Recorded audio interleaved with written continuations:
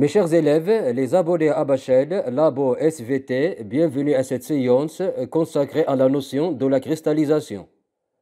Chapitre Formation des roches magmatiques. Pour télécharger les animations utilisées dans cette séance, indiquez votre adresse email dans les commentaires.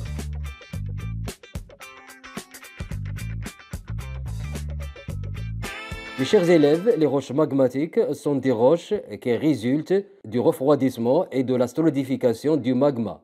Le magma est un liquide visqueux de haute température, résultant de la fusion des roches en profondeur de la Terre, sous la température et la pression.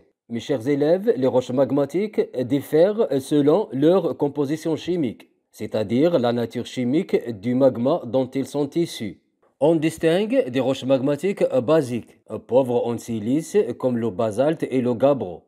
Des roches magmatiques acides, riches en silice, comme le granit et la rhyolite. Les roches magmatiques diffèrent aussi selon leur texture. On distingue les roches magmatiques à texture grenue, qui contiennent des cristaux adjacents de grande taille, ou phénocristaux, comme le granit. L'observation d'une lame mince du granit avec le microscope polarisant montre des cristaux de grande taille, du quartz, des micas et des feldspaths. D'autres roches magmatiques ont une texture microlithique, car ils contiennent des phénocristaux, des petits cristaux nommés microlithes et une pâte non cristallisée nommée pâte vitreuse, comme le basalte. L'observation suivante, sous la lumière polarisante d'une lame mince du basalte, montre qu'elle contient des grands cristaux d'olivine, de pyroxène et des microlithes et une pâte vitreuse. Alors, comment expliquer cette différence de texture chez les roches magmatiques? Comme hypothèse, peut-être la vitesse de refroidissement du magma détermine la taille des cristaux. Pour vérifier cette hypothèse, on réalise l'expérience de la fusion puis de la solidification du soufre. Dans cette expérience, on utilise du soufre en poudre qui fond à une basse température, environ 115 degrés Celsius, réalisable en laboratoire avec un bec benzène, un creuset pour fondre le soufre et un pince métallique. On fond une quantité du soufre dans le creuset. Puis on refroidit le soufre fondu sous 3 températures différentes. Une température élevée, 50 degrés Celsius, c'est-à-dire un refroidissement lent. Une température basse, 0 degrés Celsius, c'est-à-dire un refroidissement très rapide. Une température modérée, 25 degrés Celsius, c'est-à-dire un refroidissement rapide.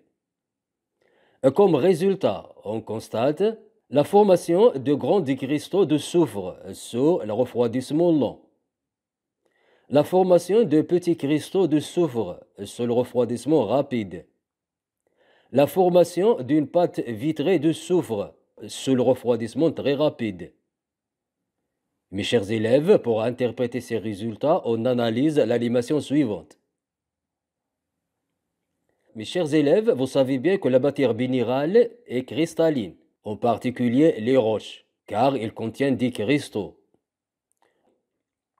Lors de la fusion de la matière cristalline solide, ces atomes se dissocient et s'éloignent pour passer à l'état liquide. Sous un refroidissement lent de ce liquide minéral, les atomes s'associent régulièrement et uniformément pour constituer des solides géométriquement réguliers et qui sont des cristaux. C'est le phénomène de la cristallisation.